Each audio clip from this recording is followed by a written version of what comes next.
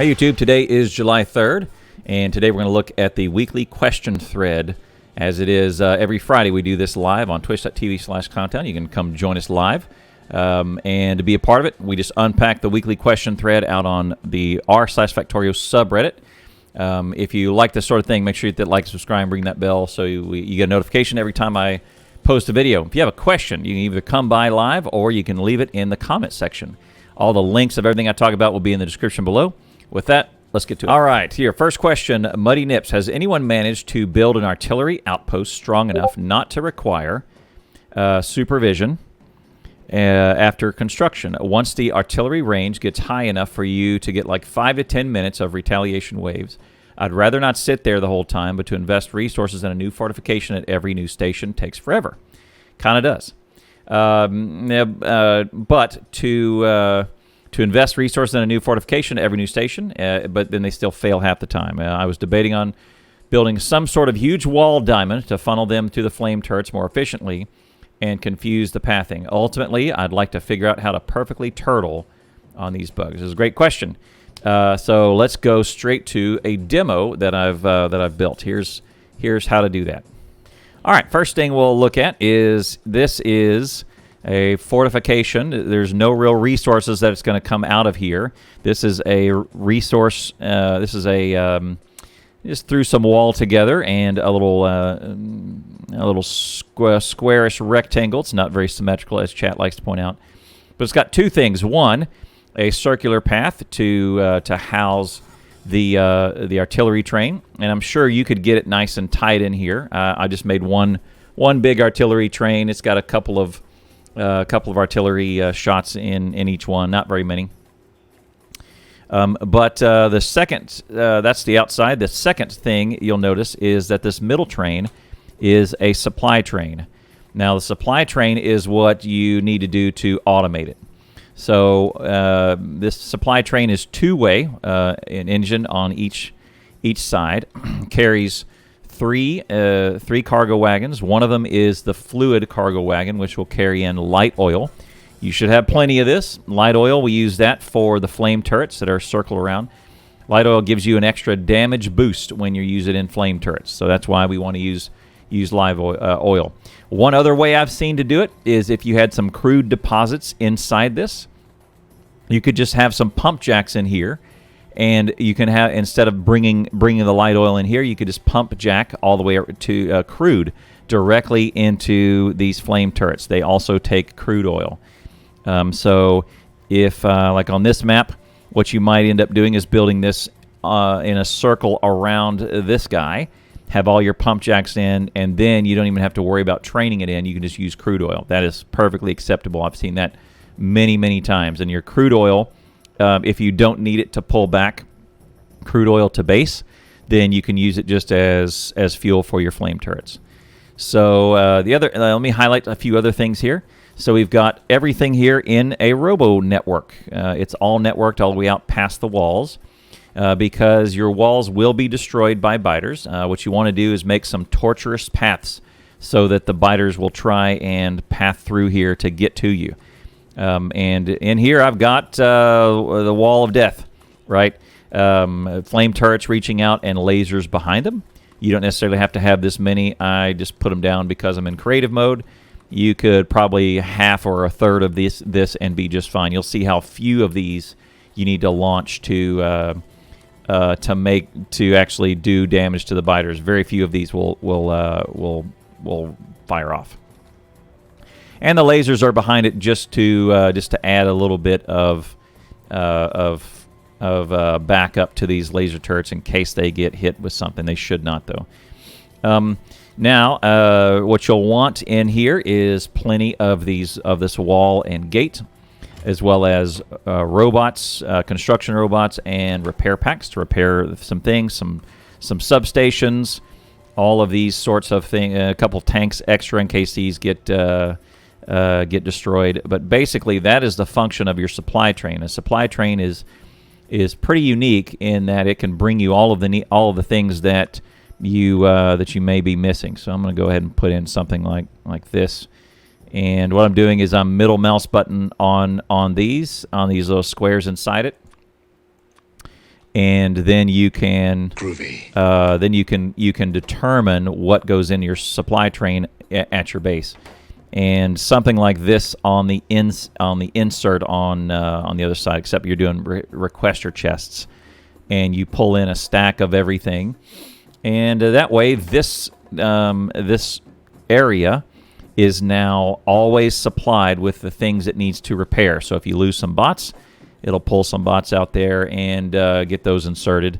Repair packs, all those sorts of things, roboports, repair packs, tanks, pipes, substations, all of the things, specifically lasers and flame turrets in case they get destroyed. Number one thing you'll want to have replaced is wall. Wall is going to be the number one thing that's going to get destroyed out here. Maybe wall and robots.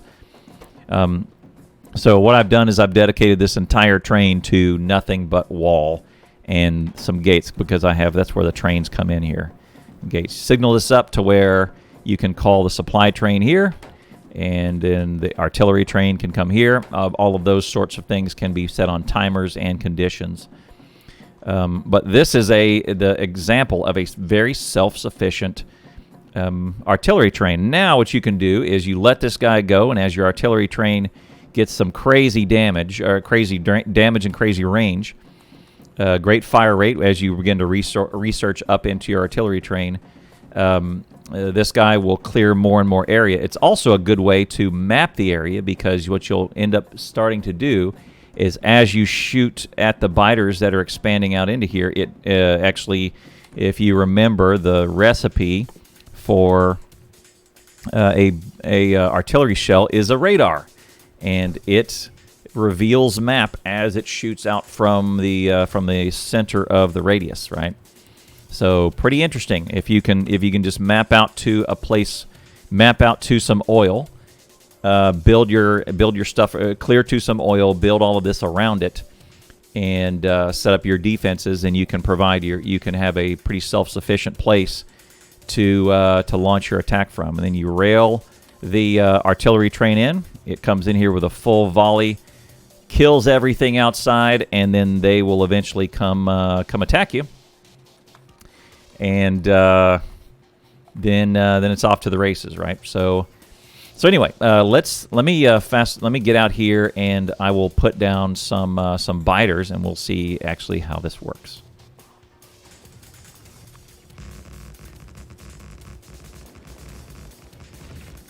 So what we'll do is we'll just assume that the artillery has just launched its volley, and we're going to use the hardest, the craziest, most powerful biters out there, which are the behemoth biters. And this mod lets you bring them in. So let me switch back to Claire.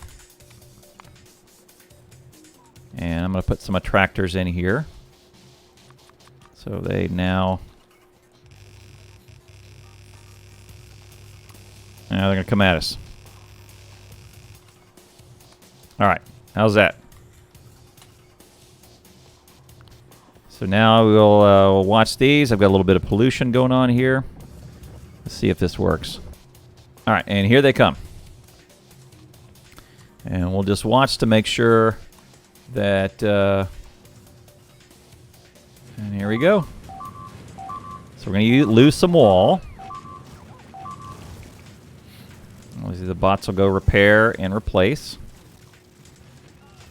Lose some bots.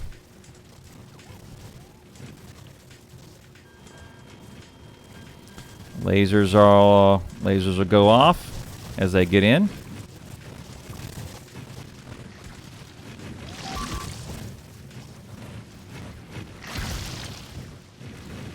It's a pretty big volley.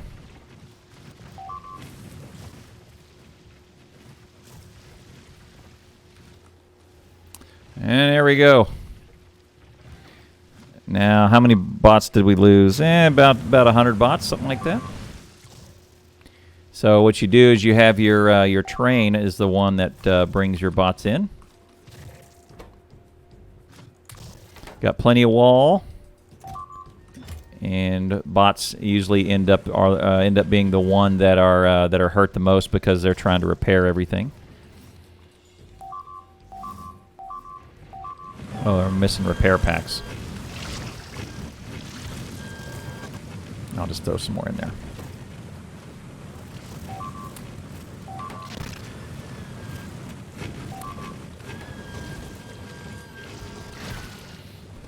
All right, a little bit of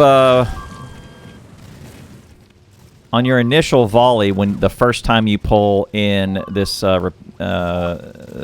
artillery train, this will happen, and then after this happens, you'll get little batches of them, and then they'll be self-sufficient. So this is about as bad as it'll ever get. Assume you've just launched a crazy volley of these.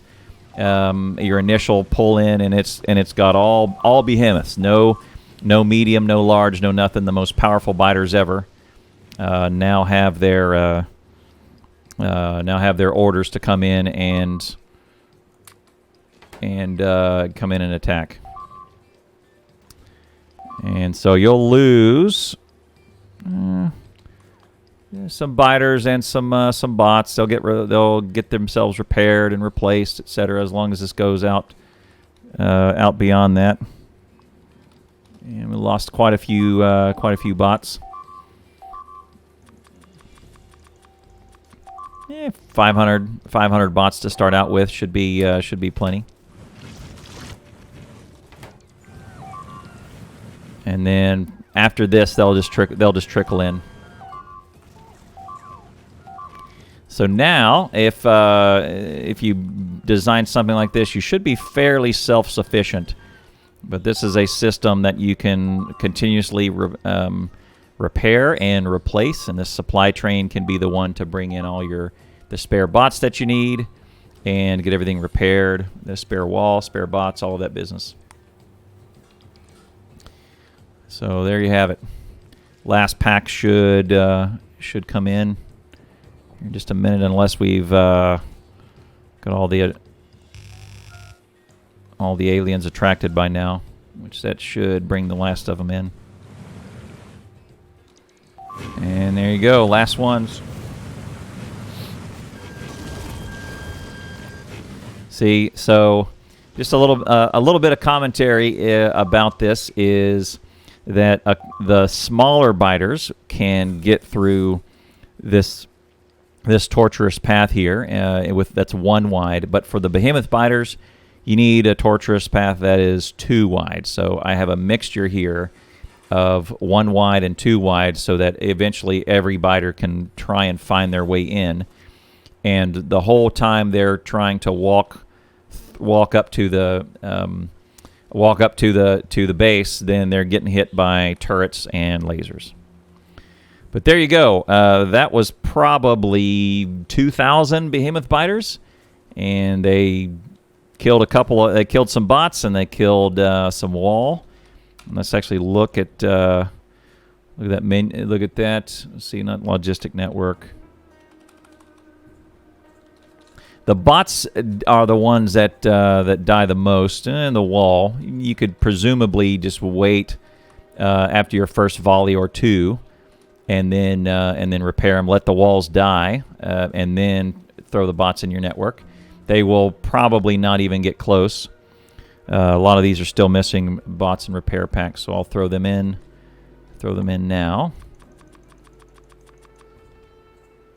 And then we'll let those repair, and that's about it.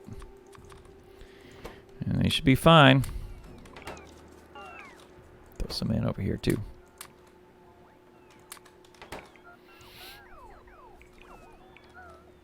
Now replace what's missing and fix everything up very quickly. So that's it. I might even recommend just letting the walls die off on your initial volley. So when the first time you bring the train in here, you come with it. Hang out in here. Maybe not even put the RoboPort network up first, or put the Robo network up and then. But just don't put any bots in there. Have all your repair packs, have all your walls ready to go. After that initial volley, after this train comes in here, it's going to blow everything up. Everything's going to attack you. and then at the very end you come in and put in the walls, put in the robots and the repair packs. Everything's fixed, and now it's self-sustaining, because now you'll probably never have that happen again if you have your artillery train show up here every 10 minutes or so, or every 30 minutes. You should be fine and have much smaller attacks that come out and attack you. But there you go. That is basically a self-sustaining, or very near to it, a self-sustaining artillery outpost. If you want this, I can put. If you want this, I can put the description. This in the blueprint in the description. I actually have cheated in a couple of things using this mod. I have this fluid source. Instead of waiting for the train to fill these up, do this fluid wagon, I just put a little fluid source here on these supply trains so that these are full. But there you go.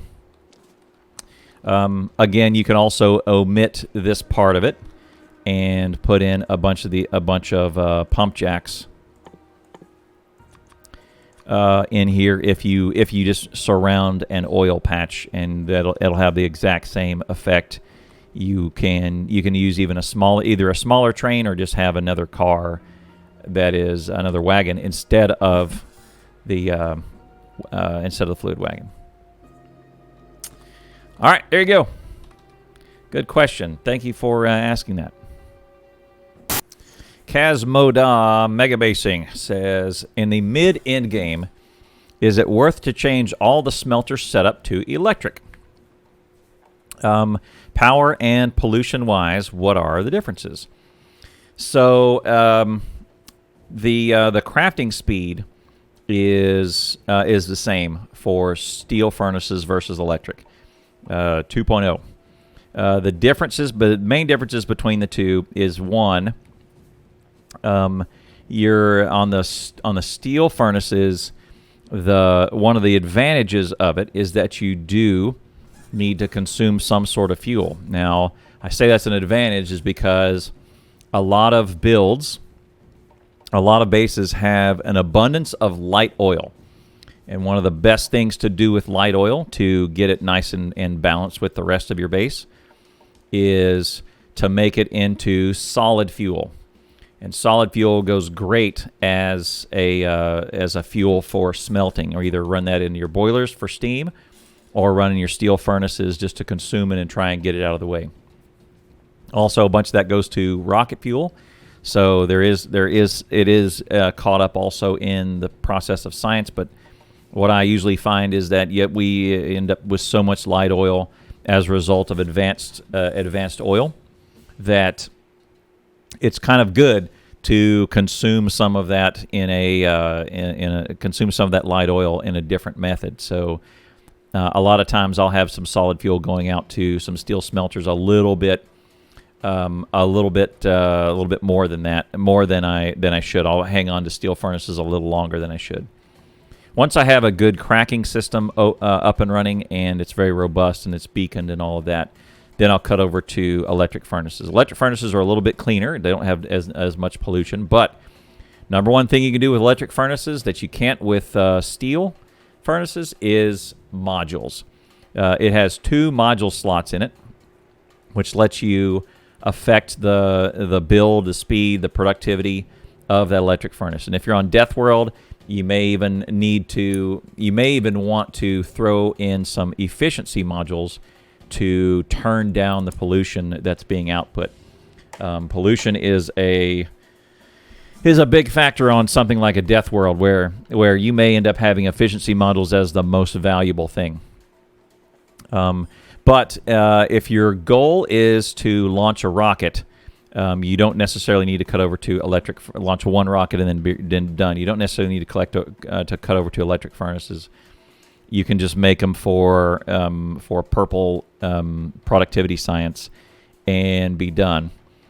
But if you're intent on mega basing and cranking all the way up and doing it more science per minute, then electric furnaces is the way to go. So anyway, that's my guidance for you: is be one rocket, stick with steel, mini rockets, then cut over to electric furnaces, get your cracking done, so you can module and beacon them up. Aerocross asks, when is it a good time or a good option to use barrels to transport fluids? It's a rare case. We don't use that. Typically, I see users don't or players don't use this anytime as a part of science. It's really only good for if you're having to hand carry a little bit of fluid somewhere. Most of the time, you want to do all your transport of fluids through pipes or wagons. It's just a better way to do it. It's more efficient, and you can carry more fluids that way. The number one use case for barrels is coal liquefaction startup. So in order to start coal liquefaction, the process needs some heavy oil. And what you'll want to do is pull maybe 10 barrels, 20 barrels worth of heavy oil off of your main base, and then start off your coal liquefaction with just a little bit of heavy oil.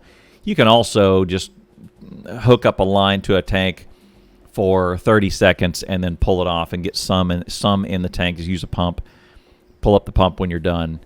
But on the case where you're outposting, like what I think of is a mega base, where your big base is way over here, then way out there you've got your coal liquefaction. You got a big patch of coal that you want to burn up, and then you want to pull back in some oil and oil derivatives.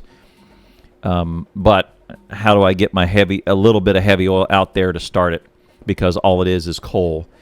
Once you start coal liquefaction, then it's going to produce a lot of heavy oil, and then you can use that to keep going and perpetuate the cycle. Our friend Badatxcom, who has been in the channel before, says, "Is there a way to check if you have enabled save replay in the game?" Oh, good question. The only way I know how to do this is to try and replay your game. Replays are pretty interesting. They are the most sensitive things in all of Factorio to a version bump. They will break for any reason, for no reason. So even if there is such a very tiny T9C change from, say, version 21 to 22, replays will just freaking break for no reason. You just look at them wrong and they're broken. But the best way to figure out if you've turned replay on, if you've remembered to, is to say you started this a month ago and you can't remember, try and replay it. And then if you can, then you turn it on. Congratulations. Killer Gurke16 says, I played this game like 3 years ago and recently started down the 18X branch again. Did they change the electric miners? Yes. I remember them being weird arm things moving back and forth, and now it's just a bigger coal miner. Are they still in the game at a later state, or have they been removed? I really like the old design. Sorry, man. Old-looking miners are gone. I kind of liked them too. The new ones are a little busy for me, but the advantage of the new one is they do have an LED that tells you whether or not it's running, whether or not it has resources but can't run because the output is blocked, or it's out of resources, with a green, yellow, and red LED respectively. There's mods. You can go off and get a mod if you like the old mining drill. I'm sure somebody is in your camp where you like the old graphic. You can get a mod for anything and go replace the old graphics. Maybe I'll link that one in the description below. But yeah, they definitely did. They're upgrading all of the graphics for the new 1.0, for the 1.0 launch, and getting everything high res. So good question.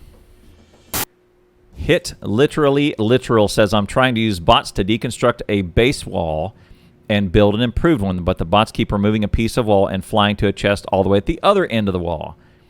Then there's lots closer. Any tips? Yes. So hitliteral, we just earlier in the video, we did an outpost that was its own network. I would recommend splitting up your walls into separate networks and anything that's being defended. Bots will the formula for where bots place entities of equal priority is a little strange, and sometimes it'll find the nearest, and sometimes it'll look, oh yeah, 6 miles that way is a requester chest. I know there's one right here that's 1 foot from me. I got this, and then go 6 miles and put one in there. We do have a priority list, but it's not always followed. I would most definitely consider breaking up your logistic networks and using some interchanges in between the two, like make them one space apart and put a requester and a passive provider over it. We've done a couple videos like that before. But the needs of the main base is very different than the needs of, say, an outpost or a defense.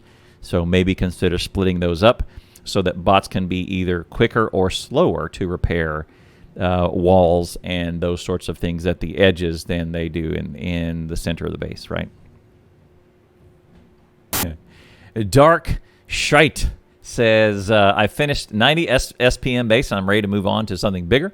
I've always built centralized belt buses. At this point, I think I need to start using a grid-based train system. Good. Grid-based train systems are great. What's a good goal, SPM goal, to set for myself? I'd also appreciate any tips for building a decentralized train grids that can scale up to a megabase. Great. We also did a video not too long ago where we looked at a city grid. I can link that for you in the chat. It was just one of these FFF's Reddit days that we looked at. A good SPM goal, to your first question, is a lot of players if you've got 90, that's pretty darn good.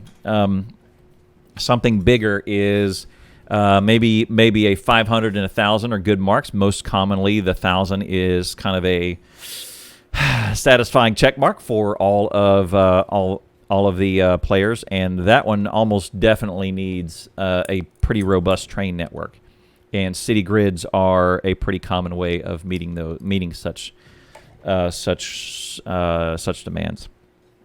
3 things to consider.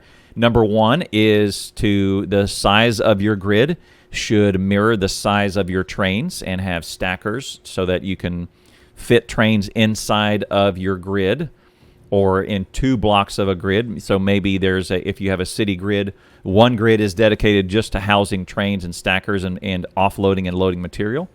And then the other one is for all the production. I've seen that happen too, where if you say green, so as an example, green circuits, you may have copper and iron coming in and green circuits going out, so that one grid is only trains, 3 trains, a copper train, a iron train, and then an output green train, right? Green circuit train. And then over here on a grid neighboring it is all the builds for it. So then you might have a bot network, an isolated bot network that is just 2 grids. So that also means that your grid has to be large enough to accommodate not only your train size but also logistic robot size. And then also a lot of people build and they scale them up based on power pole lengths, because a lot of times the power poles go in between the network and in between the train tracks, and so you might say, all right, I'm going to make it 10 power pole lengths long, and then I can fit my trains in there. Or I need a little bit room. I'm just going to go to 11. These go to 11 or 12, so that I can easily copy and paste on a nice even numbered network in a nice symmetrical grid based on power pole lengths. That's very common as well. So I design my blueprints to a large enough size to accommodate trains and a large enough size to snap to the electrical grid. Otherwise, go crazy. There's lots of different plans out there. Nelos almost always does a city block base and has a set size almost every time. But yeah, that's definitely the way to do it. So I would recommend shooting for the 1,000, because if you think about it, you're near 100, and an order of magnitude up is going from 100 to 1,000 is kind of 10 times as much, and then, okay, I need to make my build. I'm going to double it, and then I'm up near 100. So you can do that with beacons and productivity modules, all kinds of good stuff. So yeah, good luck. Get after 1,000, then shoot us a message. Let us know. Show off how you did. Swehz says, about how long does a T-shirt take to come in? Well, considering it was a $20 shirt and $10 for shipping, 50% upcharge on that shipping and handling. They gouge on that S&H. I don't know what they're doing to that shirt to put it in that box. It wasn't even in a box. It was an envelope, and it was not even folded. It's just an envelope shoved into the thing and sealed up and thrown out the window into the truck. I think mine got here in about 2 weeks. I got mine like a couple years ago, and it's baby soft tee. I like it, but they did gouge me on that S&H, man. Good luck. It'll get there when they get there. And Waldo is his name. Oh, so I recently downgraded to 15.4 to view an older map. I'm making a copy of my current Factorio folder prior. I was trying to copy the new update back to 1832 from backup, but Steam is still trying to update it. How do I make Steam recognize that it's already updated? Don't downgrade. FactoriOCD asks a great question. How many rockets do you launch on any given map? Fantastic question. My first few saves, I launched anywhere from about 50 and 150 rockets before moving on to a new map. On my current save, I'm going to finally have serious go at making a mega base. I'm well over 1,000 rockets so far, leaving the starter base running overnight so I can build up materials and starting to get my mining productivity up. Haha. Great question. Chat, live chat, if you have suggestions for this, let me know how many rockets you launch, about average. Just think back before you get bored of a map and move on, because that's a fantastic question. So someone like anti-elites, Nephrons, Macross, those the speedrunners, their average is 1, and they are done. Delete, restart, clean, done. 1 rocket, out of here, right? And they restart, they kill it. I would say if I'm speed running, of course, it's always 1. There's no reason to do 1. I will tend to go. I think my average is around 1,000 per map before I wrap a map if I'm mega basing. There's a couple in chat that have 45K, 2 and 20K-ish, something like that, between 1, 2, and 20. I would gather that many people have it around, is probably around with the reader, or the question one is 5 to 50. 100 seems about right, because somewhere around 100, it's like, all right, if I'm really going to take this seriously, I've got to blow up my starter base, because you can kind of get to about 50 to 100 pretty easy using your starter base if you make minor adjustments and debottleneck some things, cut over everything to blue belt, and at some point you'll get to around 100 pretty easily. Somewhere around 100, you start having to, in order to ramp up in order to ramp up your science real bad, other than just wait around for your science, you got to start making some hard decisions about your base, man.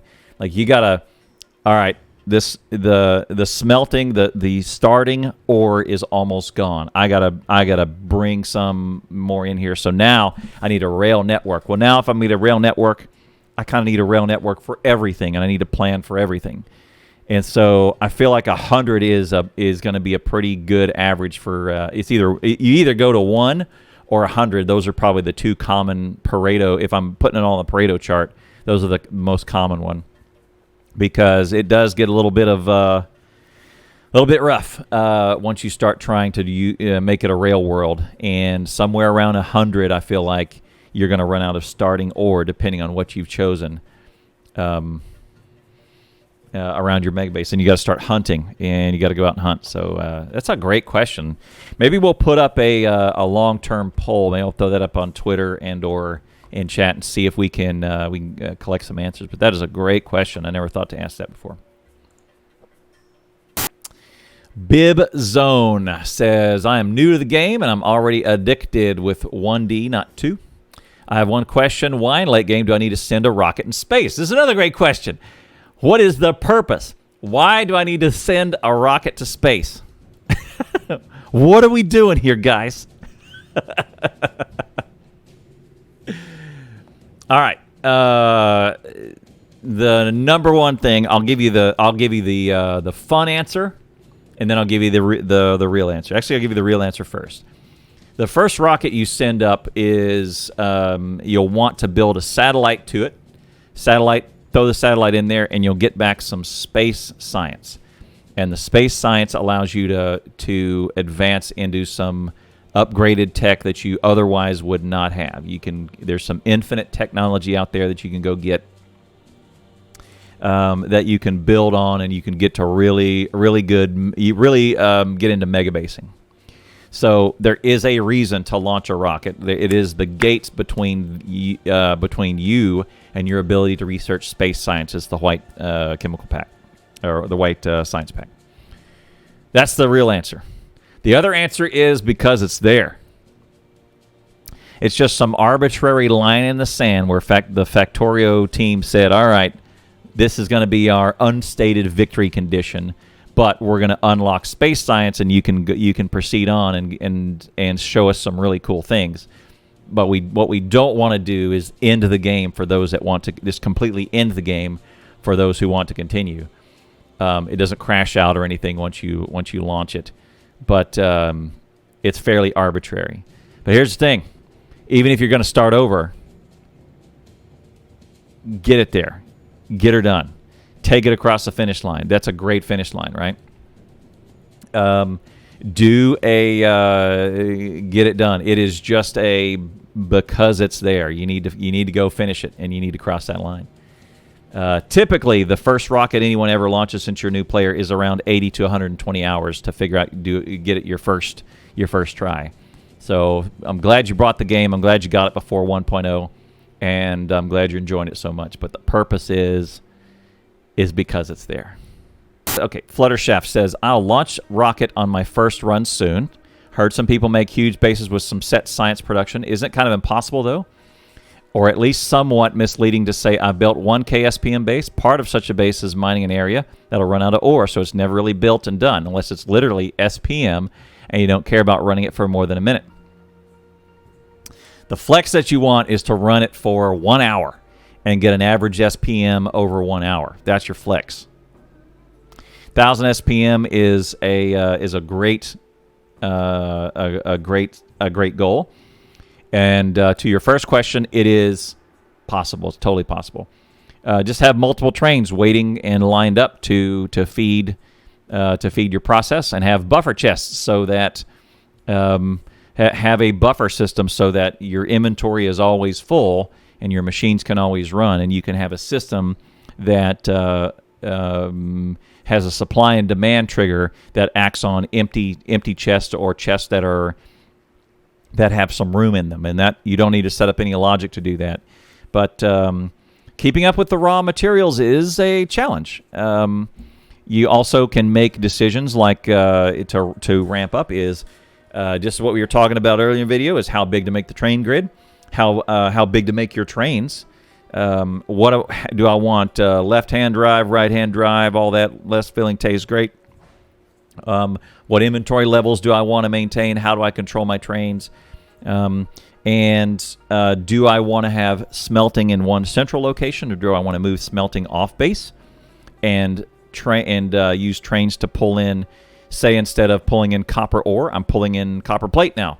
Or go the extreme and start pulling in green circuits, or red and green science are now on a train. They're not part of the main base anymore, and have a dedicated area way up here for science, and have just 7 trains pulling science into this one area, and then your science is scattered everywhere, right? So it's a pretty great game, pretty complex, but it is definitely possible, and the decisions you have to make are not without consequence, no matter what facet of the game you're playing.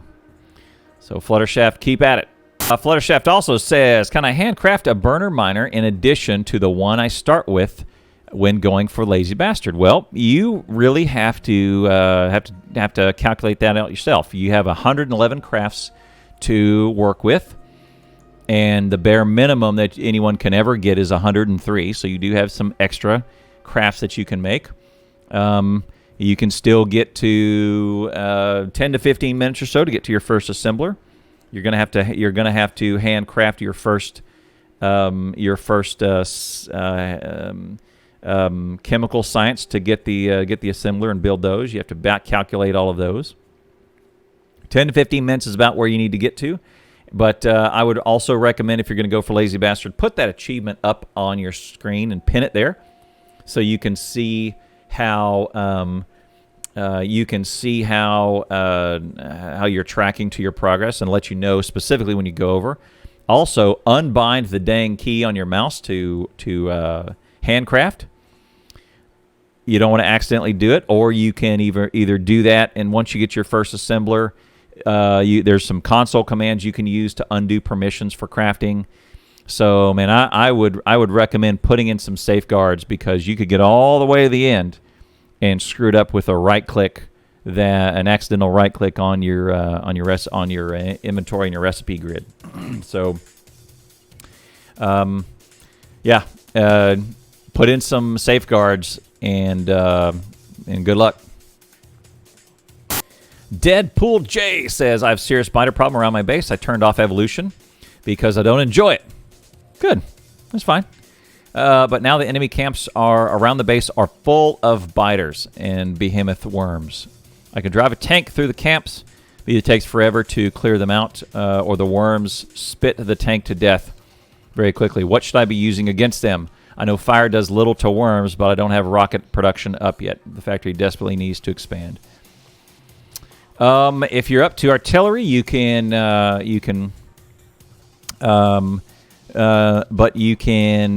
check out the first part of the video and figure out how artillery can can kill off your worms and your bases.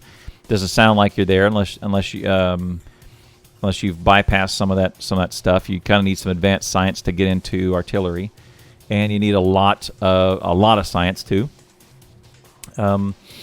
Flamethrowers, again, are a great defense, but this sounds like you're trying to clear some biters. I would highly recommend rocket launchers are good for that. Poison capsules do a number on worms. Poison capsules are very cheap to make. I definitely would recommend using some of those, because they pull down big worms. 2 or 3 of them. I think 3 of them pull down a large worm. 2 of them pulls down a medium worm.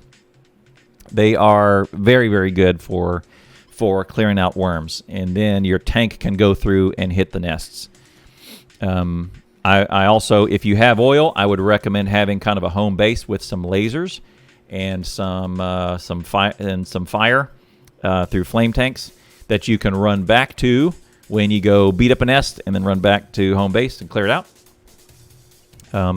Also, I have a pretty good strategy. I usually do turret creeping, and I just have 8 laser turrets on, and I just kind of I stretch them out between the distance of a big power pole, and do the thing. They do stack. Poison capsules do stack. They do. I remember that. I remember that moment when the other half of the Steel Axe team understood that they stacked finally. It was a great match, man. But yeah, this is a good question. Many users have this one problem, but you got to the way to get around this is to get around it before it happens. Oddly enough, don't be afraid to start over. And this is what I like, is because I turned off evolution because I don't enjoy it. Good. Turn it off.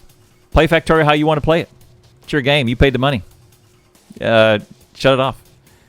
Kill them all and then play it a different way if you want. Or wait until you get your mind wrapped around your tech tree to out-tech the biters and figure it all out before you do it again. Good job. So I am on playthrough number 3, says Jetters.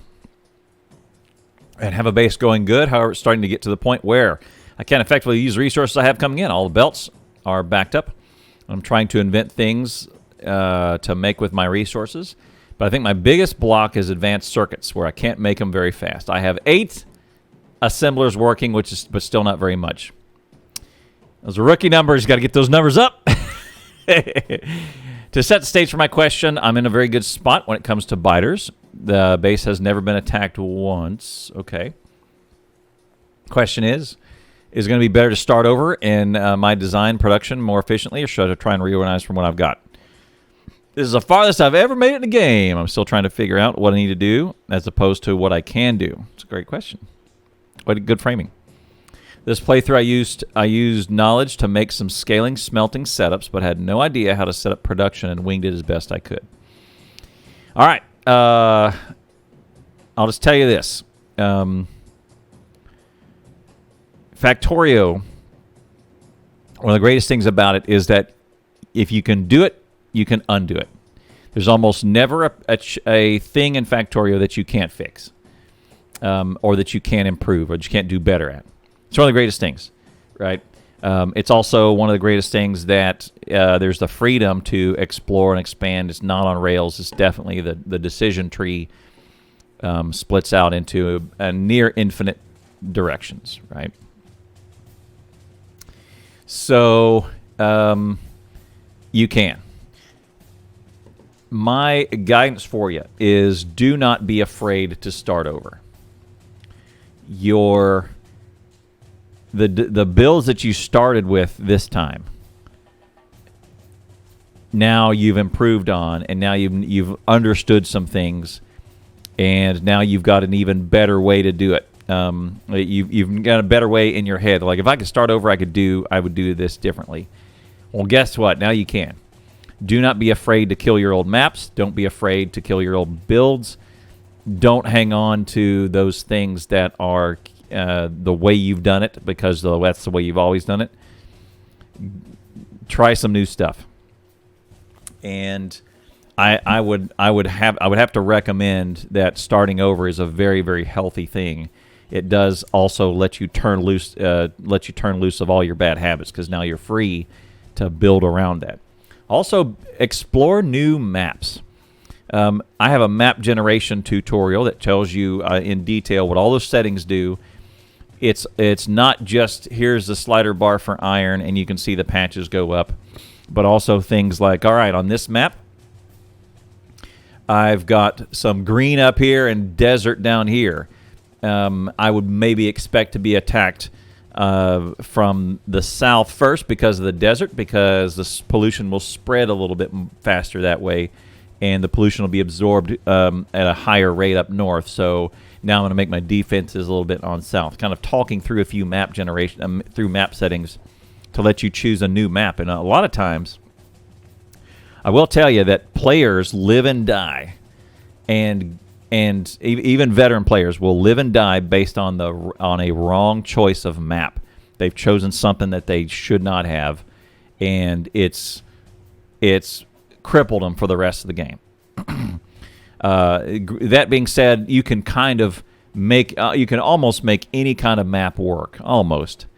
There's some limitations, but you could put yourself on the struggle bus early on if you choose the wrong map. So, in addition to starting over with your builds, explore different maps and understand what you've learned about what resources you need and what terrain you have. Go do a little map exploration too. That may help you also as another thing that you learn of what you can and can't do. So I would to your question, don't be afraid to kill it and start over.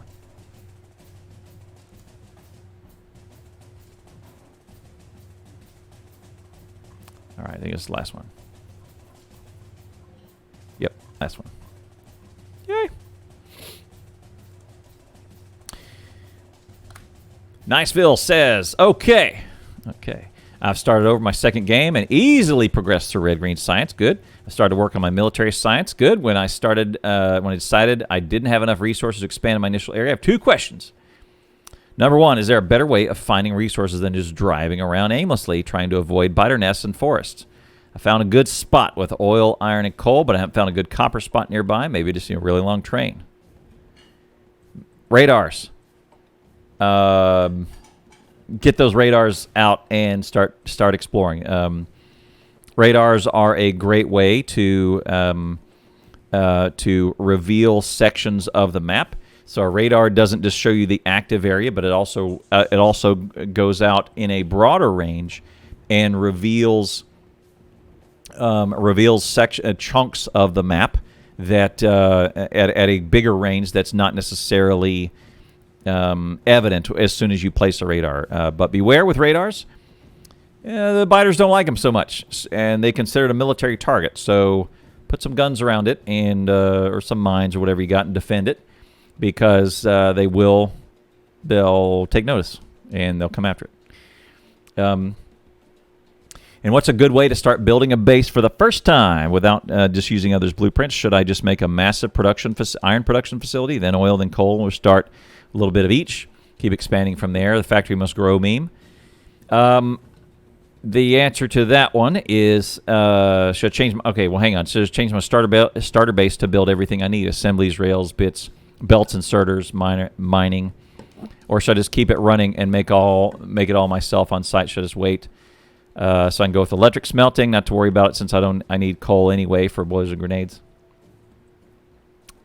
That's what's great about Factorio. You got to find a balance between handcrafting and automation. I tend, because the game is almost always about automation, I tend to make a mall, which is the common term for build everything, automate everything. If you can get a belt with a double-sided belt with iron on both sides here, and then one belt with green circuits and gears on this side, you can set up a mall with just about everything you need to get a starter base. Like that, all of those three components: iron, 2 iron, one gear, and 1 green circuit. That can get you belts, undergrounds, every inserter except for stacker, splitters, miners, assemblers, mix in some steel on one side, steam engines, like all kinds of good stuff. Miners, like all kinds of good stuff to start out just about everything that you need early on. Mix in some steel and some pipes, and you're good. You can make a pretty darn good mall with just those three starting components. In fact, I would recommend doing that, and then you limit the chest of their output chest so that you don't build too many of one, like shrink down the chest. You have 1 stack of miners ready to go all the time. Your question is, should I make a massive iron production facility, then coal and iron? That's up to you. 2 things. If you build too big, 2 things will happen. You're going to drain more power, and you're going to produce more pollution. So you got to be ready to defend that against biters, and you got to be ready to expand into power. Now, power is pretty interesting because it's not really part of science. It doesn't really add to your tech tree, but it does add significantly to pollution unless you're using solar. But either way, whether you're using solar or not, power needs real estate. So nuclear needs a lot of space. It's a little more dense than anything else, but boilers and steam engines, they are big lines, so they need some space to get up there. Solar needs the most space for per megawatt of power. And what occupies your space? Biters. So your expansion is kind of going to be the latter, where if you can't really build too big, because then you're either going to bankrupt yourself on power, or you're going to have to go out and get biters anyway.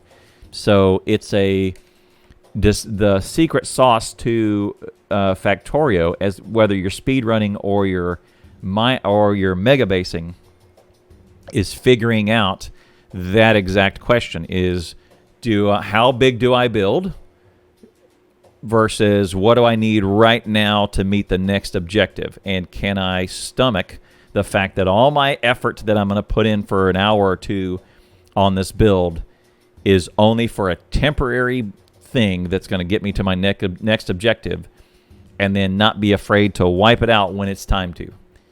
You master that process, and you can master Factorio. All right, thank you very much for watching this video. If you like this sort of thing, hit that like, subscribe, ring that bell, get a notification every time I post a video. Thank you very much for watching. Any questions that you have, throw them in the comments. Come by, ask me at Twitch.tv/ClownTown. Fridays is our greatest night to do this, because we kind of have a free-form Friday where we talk about the FFF, talk about the Reddit stuff. We open it up to questions, and sometimes someone from chat will ask a question that everybody has the answer, has the same question, and we'll unpack it in the creative mode, figure out what we can do. All the links that I've talked about are in the description below. Thank you very much for watching, and we'll see you next time.